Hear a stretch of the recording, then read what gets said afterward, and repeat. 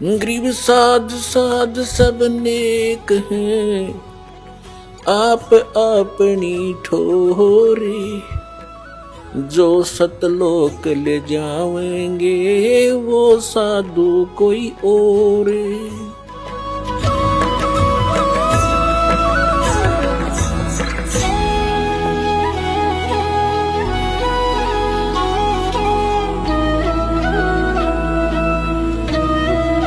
आपको दिखाते हैं जन्म साखी भाई बाले वाली। देखिएगा, सब तो वड्डी भाई बाले वाली जन्म साखी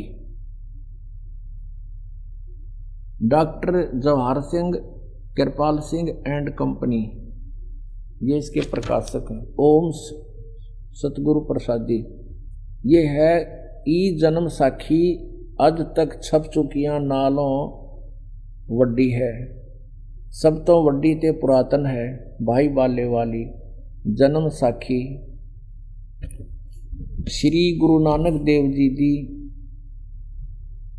पंजे साहिबां दी साखी ते 10 पातशाहां दे जीवन समेत मुकम्मल साखियां हन। प्रकाशक Shri doctor Jawahar Singh Kripal Singh and company. ये कहाँ से छपी है?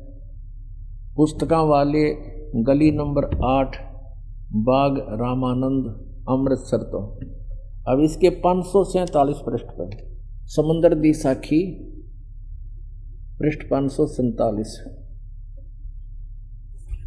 यहाँ से पढ़ेंगे बाला संधु वाच। ये बाला संधु वाच, संधु इसका गोत्र था बालाजी का। बाला संधु वाच। अब वो बाला संधु बोला, ताते हे गुरु अंगद जी, जद गुरु नानक जी जीतिए कोलों जीतिए पासों विदा होए, अजीते ते विदा होकर आगे चले, ता मर्दान ने कहा सच्चे पातशाह जी असा समुंदर ता देखिया पर लंका ना देखी, जिथे रामचंद्र जी चढ़ाई कीती है। ता गुरु नानक जी कहा चलो भाई बाला ते मर्दाना, तुहानू रंज नहीं करना, अखी मीटो जा अखी मीट के खोलियां। ता समंदर दे कंडे जाई खड़े होए ते आखण लगे बाला ते मर्दाना, मेरे पीछे पीछे चले आओ। मुखों वाहेगुरु वाहेगुरु कहिंदे आओ, ते आगे आगे गुरु जी और तुर पे जैसे धरती ऊपर तुरदे सन, उसे तरह समुंदर ऊपर तुर पे जा चले जावन, ते पीछे पीछे बाला ते मर्दाना जावन। ता मर्दान ने विचार कीती कि गुरु नानक देव जी ओम सोहम जपदे जांदे हन। ता मर्दाना भी ओम सोहम लगा जपण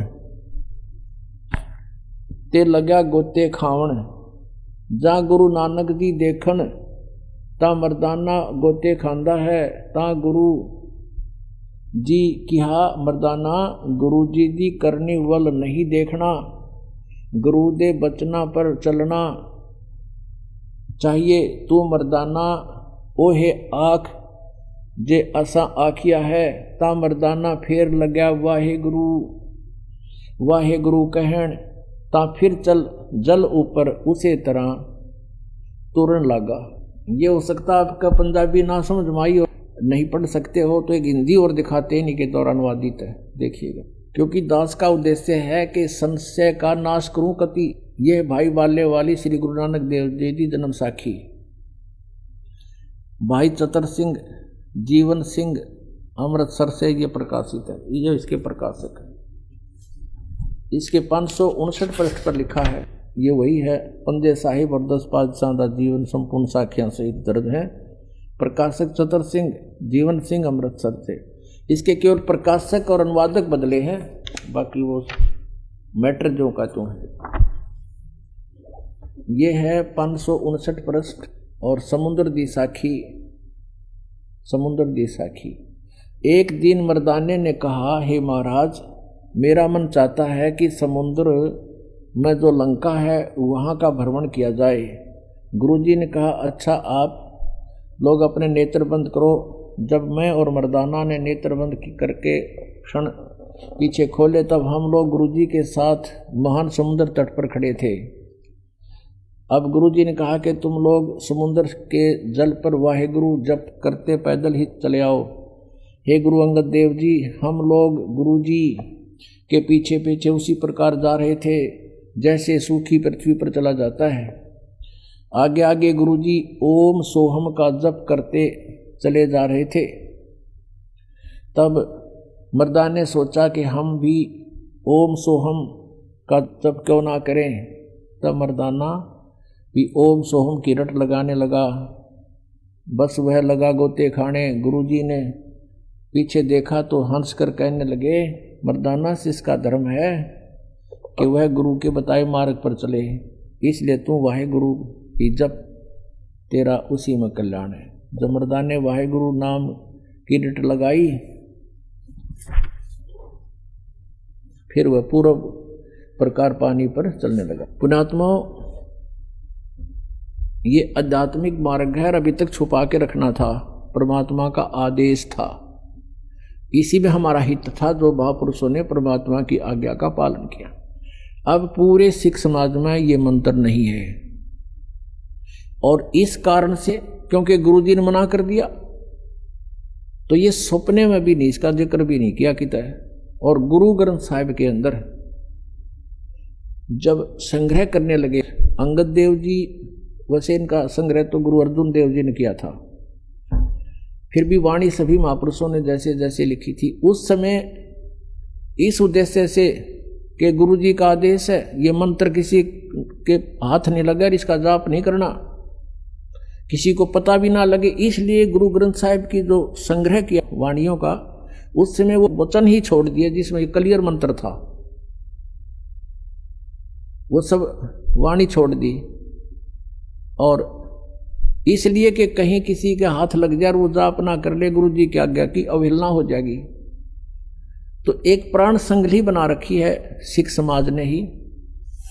उस प्राण संगली के अंदर ये मंत्र लिखे हुए हैं, गुरु जी के वो शब्द लिखे हुए हैं जिसमें ये मंत्र स्पष्ट लिखा हुआ है कि ये जाप जप।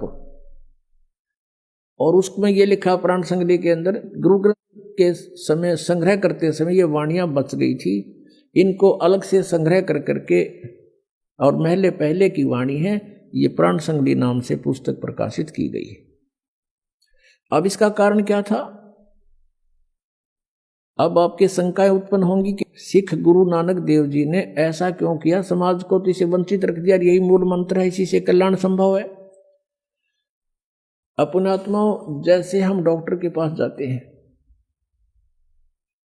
डॉक्टर हमें देखता है कि इसको कोई अन्य ऐसी तकलीफ है, यदि अब इसको ये इंजेक्शन लगाए जाते हैं तो ये काम नहीं करेंगे, तो उसके लिए क्या करता है, वो ग्लूकोज शुरू कर देता है। उसमें कुछ ऐसी औषधियां शक्ति की जिससे शरीर खराब ना हो, ऐसी औषधि डाल करके, ऐसे इंजेक्शन ला करके उसको चालू कर देता है। और वो फिर उसके कारण से वो शरीर नष्ट नहीं होता।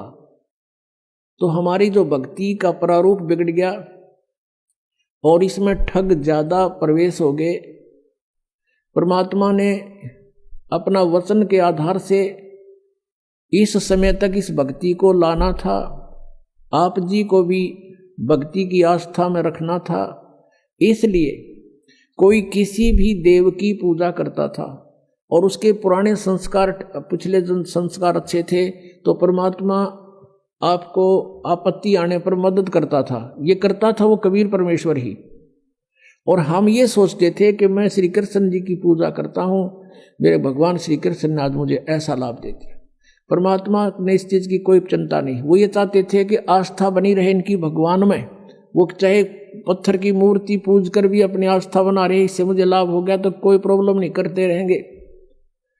इस समय तक इस भक्ति को और आपको दोनों को आस्था बनाए हुए यूं का यूं रखना था।